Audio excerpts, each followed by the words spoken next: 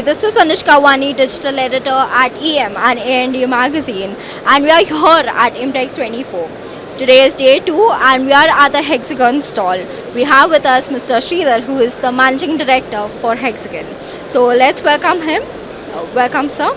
Thank you. So since today is day 2 of IMTEX, would you like to share your experience of how IMTEX 24 is going and how it's different from the previous edition? Sure.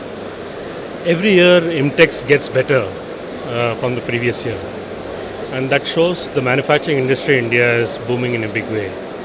Just 2-3 years ago, manufacturing industry contributed only about 12 to 13% of our India GDP, and this year, last year, it contributed about 16 to 17%. That's a significant growth, and our target is to grow to about 25 to 30%, hopefully by the end of this decade. So that's the direction that we're going. And IMTEX being the largest manufacturing show event in the country, it's obvious that Hexagon has to participate in it. In fact, we have 2 stalls in IMTEX. There's one stall in Hall 5 which totally dedicates to the manufacturing simulation aspect of it. The additive manufacturing, the traditional way of manufacturing. So we help the customers to simulate the complete manufacturing process in the digital world, and then so that you get it right the first time. Don't try to do shortcuts and try it out in the physical world. You try all options in the digital world and then you manufacture it. And that particular stall focuses exclusively on manufacturing. This particular stall that we are in focuses on the entire manufacturing intelligence. So Hexagon Manufacturing Intelligence is the largest division within the whole of Hexagon. Hexagon is about 4.8 billion euro, 4.8 to 5 billion euro, and we are about 2 billion euro. And today in India, January 1st onwards, we have become a separate region. There's going to be a lot of focus on Hexagon manufacturing.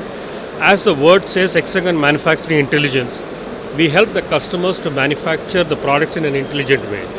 So what we mean by that is, for us, manufacturing starts right from the design stage. The reason being, 80% of the cost of the product gets committed at 20% of the product life cycle. So very early in your manufacturing cycle, in the design stage, you decide what materials you're going to use. Are you going to use steel, aluminium, composites, fiber reinforced plastics?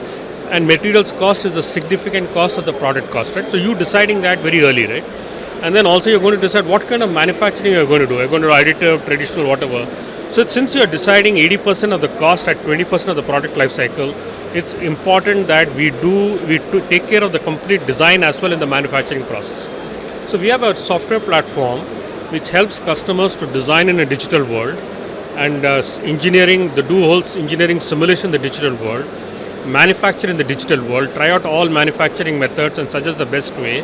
Then once you manufacture in the physical world, we have our own accurate CMM machines to measure the quality of the part to ensure that what you see in the digital world is also there in the physical world. And if there's any differences, we take the knowledge back to the digital world, we correct this thing so that we get it right the first time, and that's the direction that we're going, at least for your future products, and that's the direction so that's what we're showcasing here, is telling the customer that we can help you to ensure that your as designed, as manufactured, as measured can be one and the same, and that's what we're showcasing in the complete cycle. So the quality runs across the enterprise, and that's what we're kind of demonstrating, that if you want to be the manufacturing capital of the world, I think you should remove jugaad from your dictionary. Indians were very, very proud of being a jugaad. You cannot afford to do that, because your own customers in India may reject your product. So you have to ensure that quality has to be the focus. So we are trying to help to create quality as a culture in the organization, right from the concept stage to the end of life of the product. Quality should be a prime focus, and that's what Hexagon is helping customers to achieve. Right. Very well said. And considering how technology is evolving every single day, there are advancements being made. So even today at your stall, I noticed the robotic arm. So can you tell us something about the robotic arm as well? See, the robotic arm helps you to scan the products in a much better way, in a much accurate way. So at the end of the day, when a human is scanning the product, after a couple of scans, the fatigue sets in, and then you may not scan the product in a once you make some mistakes in the scanning measurements, again you're going to have quality issues. So robot arm automates the entire scanning process activity, and today we are using robots to ensure that not only we measure in an accurate way, but we also measure in a very fast way. Because when when when there is a pressure for the line to be active and the products to really come out in a better way, you need to ensure your inspection methods are also very fast. And the robotic arm helps us to measure at a very fast pace and also measure very accurately, and that's the direction the whole inspection industry is actually going. Absolutely. We may not have manual inspection anymore actually. Yes, absolutely. And taking all of this into perspective, would you like to share some light on how do you perceive the market and how it's evolving? See, I just want to give you a perspective. When the 2008 financial crisis happened, China GDP was $3 trillion. And there is a hand at that time saying that I want to be the manufacturing capital of the world. And manufacturing itself contributed their GDP to go from 3 trillion to about 16 trillion today in just about 15 years. And I'm saying that we have to really admire, though there are many issues of China, I'm personally a great admirer of China for the manufacturing side, what they have done.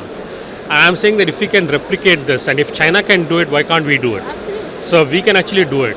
And today it's possible because the external circumstances, geopolitical circumstances is helping companies to ensure that they diversify the supply chain beyond China. And there's of course Vietnam and Thailand also there for it, but of course there are small countries that there's only certain things that they can do. India is a much larger country, they can do much more. So the external factors are helping it. Second major thing that is really helping is the capex is coming into the manufacturing in India. India never had a lack of talent. India always had a lack of capex. We never had investments coming in, right?